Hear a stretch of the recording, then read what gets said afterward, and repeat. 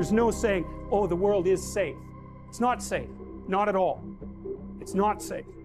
The fact that you think it's safe means that you were living in an unconscious bubble that was sort of provided to you by your culture. It's a gift. And now that's been shattered. And so now what do you do? Well, the answer is you retreat until you're in your house and there's nowhere you can go. You're the ultimate frozen rabbit, right? And your life is hell because you can't function.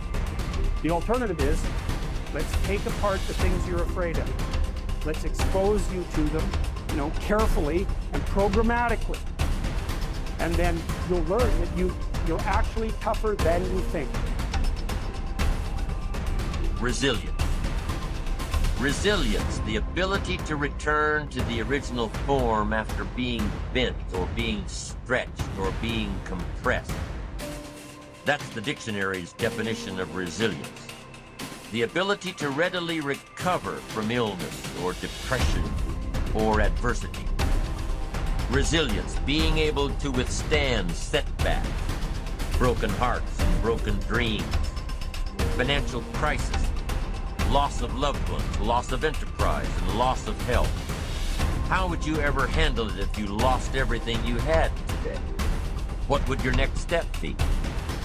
You have trouble being resilient because you think everything works like laptops, like computers, that if you rub it, it'll click for you, it'll move for you, it'll open for you. And you try thing after thing after thing. I tried that and it didn't work, and I tried that and it didn't work, and I tried that and it didn't work, and I tried that and it didn't work. Because you think that trying something for a little while ought to bring you a big return. But life does not work like Apple. It does not work like that. Some stuff takes time. Greatness takes time. It takes time. It takes time to build your brand. It takes time to build your life. It takes time to build your career. You got to be prepared to get 1,000 no's to get one yes. And as Aristotle said, it is during our darkest moments that we must focus to see light.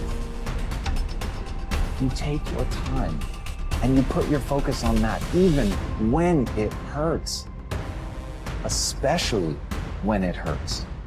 If you're able to do that, if you're able to find a way to take all of your energy and put it on that, to repeat it, to let it become a mantra, to let it be the first thing you think about when you wake up, the last thing you think about in the night, and the thing that you cling to when you wake up and cannot fall asleep, if you let it be that thing, that you can put all of your attention on that, then you can actually change your chemistry. You can actually change your own story. You can actually change your life. But you've got to know it's in our darkest moments that we must focus on the light.